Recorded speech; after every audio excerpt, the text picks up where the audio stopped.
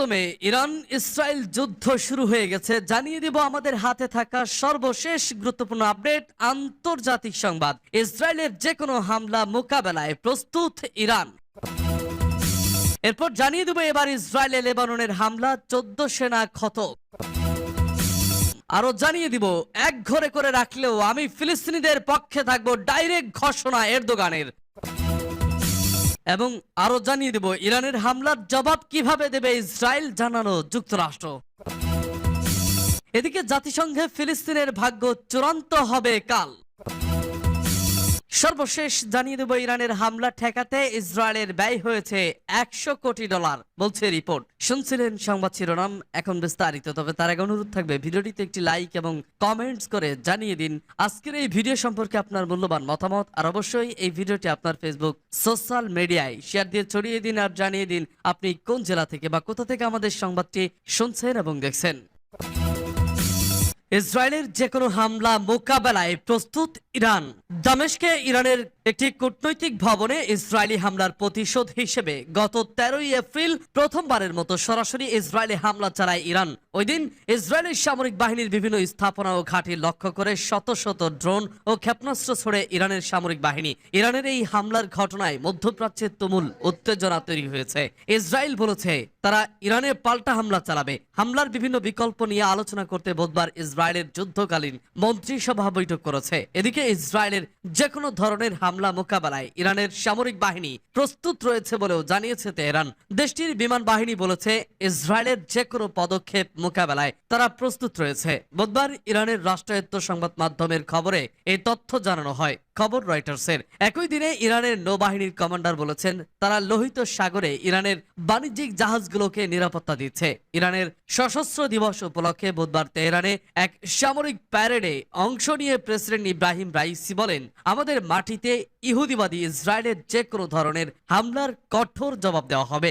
একই অনুষ্ঠানে ইরানের বিমান বাহিনীর কমান্ডার সতর্ক করে দিয়ে বলেন, ইরানের হাতে থাকা রাশিয়ার তৈরি সুখোই 24 যুদ্ধ বিমান সহ অন্যান্য বিমান ইসরায়েলি হামলার মোকাবেলা করার জন্য সর্বোচ্চ প্রস্তুত অবস্থায় রয়েছে। কমান্ডার ব্রিগেডিয়ার জেনারেল আমির বাহেদি বলেন, আমাদের আকাশ প্রতিরক্ষা ব্যবস্থা এবং বোমারু বিমান সহ সব ক্ষেত্রেই পূর্ণ প্রস্তুতি রয়েছে।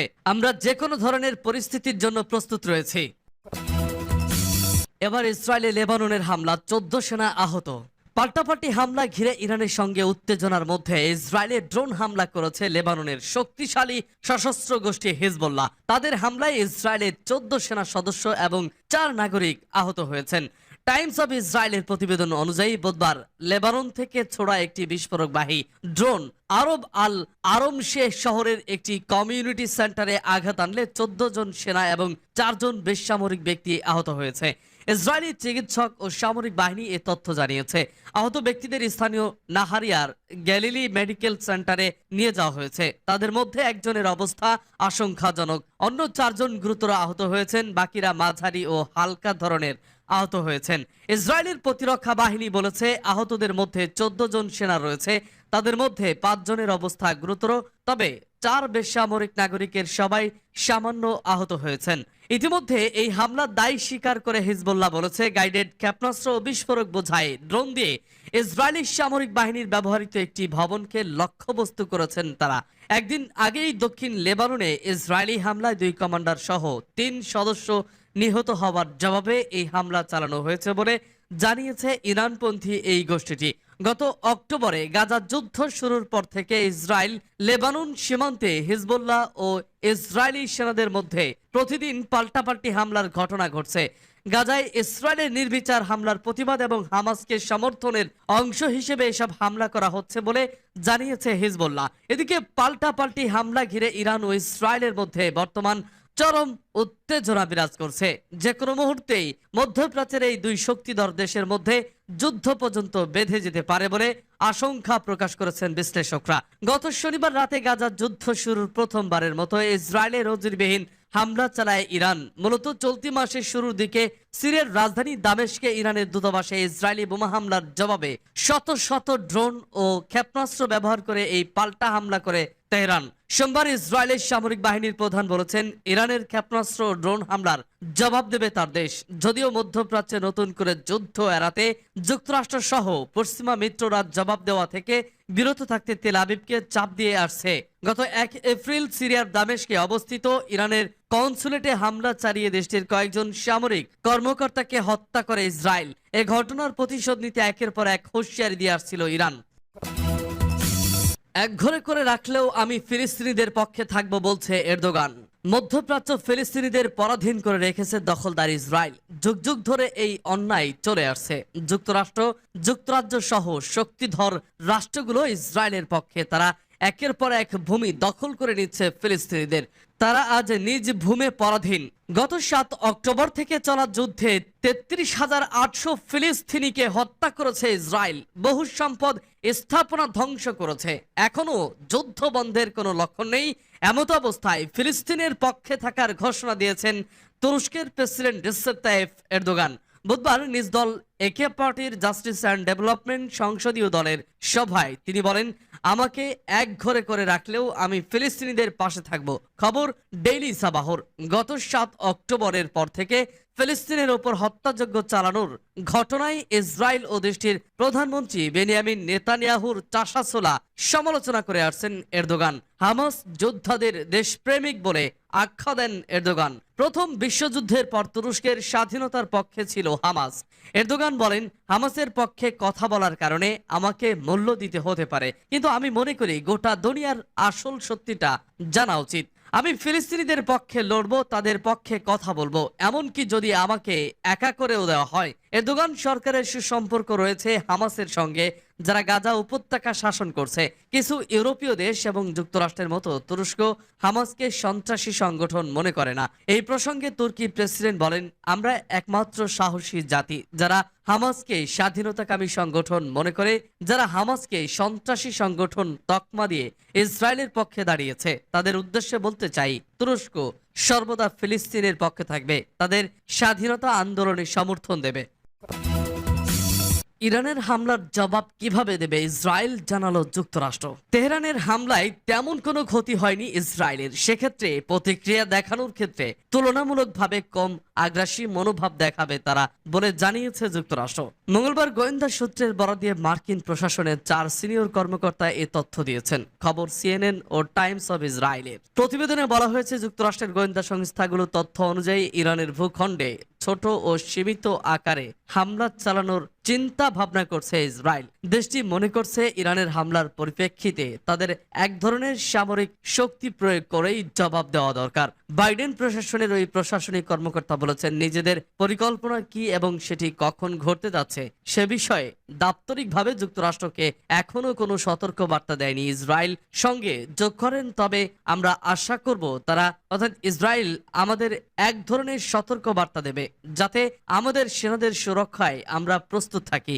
এটি শুধু সামরিক বিষয় নয়, বরং পুরো অঞ্চলে আমাদের কূটনৈতিক মিশনের জন্য জরুরি। অবশ্য ইরানে হামলা চালানোর আগে ইসরায়েল যে তাদের মিত্রদের অবগত করবেই সে নিশ্চয়তা নেই বলেও জানিয়েছেন মার্কিন ওই কর্মকর্তা। তিনি বলেছেন, আমাদের প্রস্তুতির জন্য ইসরায়েল যে আমাদের আগাম বার্তা দেবে এই নিশ্চয়তা নেই। কখন আমাদের তারা বার্তা দেবে কিংবা আদৌ দেবে কিনা তা শুধু তারাই জানে। তবে ইসরায়েল যা করতে যাচ্ছে সে বিষয়ে আমরা সম্ভবত আবারও আমাদের আপত্তির কথা জানাবো। মার্কিন এ কর্মকর্তা আরো বলেন, যদি ইসরায়েল পাল্টা হামলা না চালায় উত্তেজনা কমে আসবে এবং পরিস্থিতি আগের অবস্থায় ফিরে বলে আসবে বিশ্বাস করে যুক্তরাষ্ট্র। এই মুহূর্তে এমন এক পরিস্থিতি বিরাজ করছে, যে কোনো অতিরিক্ত পদক্ষেপ অন্যান্য পাল্টাপাল্টি ঘটনা দুয়ার খুলে দেবে, যার কয়েকটি খুবই ভয়ঙ্কর। প্রসঙ্গত গত 1 এপ্রিল সিরিয়ার রাজধানী দামেস্কে অবস্থিত ইরানি কনসুলেটে হামলা চালায় ইসরায়েল। এতে ধ্বংসস্তূপে পরিণত হয় কনসুলেট ভবনটি। হামলায় নিহত হন দেশটির ইসলামিক বিপ্লবী গার্ডের অর্থাৎ IRGCর শীর্ষস্থানীয় 2 কমান্ডার সহ 7 জন সামরিক কর্মকর্তা। জবাবে গত শনিবার 13 এপ্রিল ইসরায়েলকে লক্ষ্য করে একযোগে 300-এরও বেশি ড্রোন এবং ক্ষেপণাস্ত্র নিক্ষেপ করে হামলা চালায় ইরান। ইসরায়েলের ভূখণ্ডে এর আগে আর কখনো সরাসরি হামলা চালায়নি দেশটি। জাতিসংঘে ফিলিস্তিনের ভাগ্য চূড়ান্ত হবে কাল। যুগের পর যুগ ধরে জাতিসংঘের সদস্য পদ পেতে চেষ্টা তদবির করে আসছে ফিলিস্তিন। বিশ্বের বড় বড় দেশ ও নেতাদের অনুরোধ করে আসছেন ফিলিস্তিনি নেতারা। তবে এত বছর পার হলেও শুধু জাতিসংঘের স্থায়ী পর্যবেক্ষকের মর্যাদা নিয়েই সন্তুষ্ট থাকতে হয়েছে দেশটিকে। বছরের পর বছর ধরে বৈশ্বিক সংস্থাটির নিরাপত্তা পরিষদে আটকে আছে ফিলিস্তিনের পূর্ণ সদস্য পদের আবেদন। তবে আগামীকাল শুক্রবার পূর্ণ সদস্য পদ পাওয়ার জন্য ফিলিস্তিনের আবেদনের উপর জাতিসংঘের নিরাপত্তা পরিষদে ভোট হবে। এই ভোটাভুটিতে ফিলিস্তিনিদের আবেদনের প্রস্তাব পাশ হলে জাতিসংঘের সদস্য পদের পাশাপাশি কার্যত বিশ্বের মানচিত্রে স্বাধীন দেশ হিসেবে আত্মপ্রকাশ ঘটবে ফিলিস্তিনিদের। তবে কূটনীতিকরা বলেছেন এমনটা কখনো হতে দেবে না ইসরায়েলের প্রধান মিত্র যুক্তরাষ্ট্র। তাই এই প্রস্তাব আটকে দেবে বিশ্ব সংস্থাটির স্থায়ী সদস্য ওয়াশিংটন। রয়টার্সের প্রতিবেদন অনুযায়ী শুক্রবার স্থানীয় সময় বিকাল 3টায় ফিলিস্তিনের আবেদন নিয়ে একটি খসড়া প্রস্তাবের ওপর 15 সদস্য বিশিষ্ট নিরাপত্তা পরিষদে ভোট হবে। খসড়া প্রস্তাবে 193 সদস্য বিশিষ্ট জাতিসংঘের সাধারণ পরিষদকে ফিলিস্তিন রাষ্ট্রকে জাতিসংঘের সদস্য পদ দেওয়ার কথা বলা হয়েছে। নিরাপত্তা পরিষদে কোনো প্রস্তাব পাশ হতে হলে প্রস্তাবের পক্ষে কমপক্ষে 9টি ভোটের প্রয়োজন হয়। একই সঙ্গে স্থায়ী 5 সদস্য দেশকে যুক্তরাষ্ট্র, ব্রিটেন, ফ্রান্স, রাশিয়া বা চীন ভেটো প্রদান থেকে বিরত থাকতে হবে। এদের কেউ ভেটো দিলে সেই প্রস্তাব আর পাশ হবে না। কূটনীতিকরা বলছেন এবারের প্রস্তাবে পরিষদের 13টি সদস্য দেশ পক্ষে ভোট দেবে। তাই প্রস্তাব আটকে দিতে যুক্তরাষ্ট্র তার ভেটো ক্ষমতা প্রয়োগ করবে। ইরানের হামলা ঠেকাতে ইসরায়েলের ব্যয় হয়েছে $100 কোটি, বলছে রিপোর্ট। সিরিয়ায় ইরানি কনসুলেটে সাম্প্রতিক হামলার জবাবে শনিবার রাতে ইসরায়েলকে লক্ষ্য করে নজিরবিহীন ক্ষেপণাস্ত্র ড্রোন হামলা চালায় ইরান। ইরানের ছোড়া এসব ক্ষেপণাস্ত্র ও ড্রোনের 99%ই ঠেকিয়ে দেওয়ার দাবি করেছে ইসরায়েল। যুক্তরাষ্ট্র ভিত্তিক গণমাধ্যম ব্লুমবার্গের খবরে বলা হয়েছে ইরানের হামলা ঠেকাতে $100 কোটি ব্যয় হয়ে থাকতে পারে ইসরায়েলের। ওই খবরে আরো বলা হয়েছে ইসরায়েল ও তার মিত্ররা সপ্তাহান্তে ইরানের ক্ষেপণাস্ত্র ড্রোন হামলা ঠেকাতে সফল হয়েছে। তবে এজন্য সম্ভবত $1 বিলিয়ন বেশি মূল্য দিতে হয়েছে। সাবেক ব্রিগেডিয়ার জেনারেল ও ইসরায়েলি সামরিক বাহিনীর প্রধান অর্থনৈতিক উপদেষ্টা রিম আমুনেস এ পরিসংখ্যান দিয়েছেন। ইসরায়েলকে কতগুলো ইন্টারসেপ্টের ক্ষেপণাস্ত্র প্রতিরোধক নিক্ষেপ করতে হয়েছে তার হিসাব তুলে ধরেন তিনি। ইসরায়েলের দাবি ইরান 170টি ড্রোন, 30টি ক্রুজ ক্ষেপণাস্ত্র ও 120টি ব্যালিস্টিক ক্ষেপণাস্ত্র নিক্ষেপ করেছে। যুক্তরাজ্য, ফ্রান্স ও জর্ডানও ইরানি অস্ত্র ভূপাতিত করতে সহায়তা করেছে। এদিকে দ্য কার্ডলের এক প্রতিবেদনে বলা হয়েছে ইরানের ছোড়া ক্ষেপণাস্ত্র ড্রোন ঠেকাতে মার্কিন যুক্তরাজ্য এবং ইসরায়েলি জোটের হিসাব ছাড়াই ইসরায়েলের খরচ হয়েছে প্রায় $135 কোটি। অপরদিকে ইরানের সামরিক সূত্রগুলো জানিয়েছে ইসরায়েলে হামলায় ব্যবহৃত দেশীয় প্রযুক্তিতে তৈরি ড্রোন এবং ক্ষেপণাস্ত্রের মূল্য মাত্র $3,50,00,000, যা তেল আবিবের ব্যয়ের মাত্র 2.5% অর্থাৎ 38.57 গুণেরও বেশি খরচ হয়েছে ইসরায়েলের। সূত্র আল জাজিরা।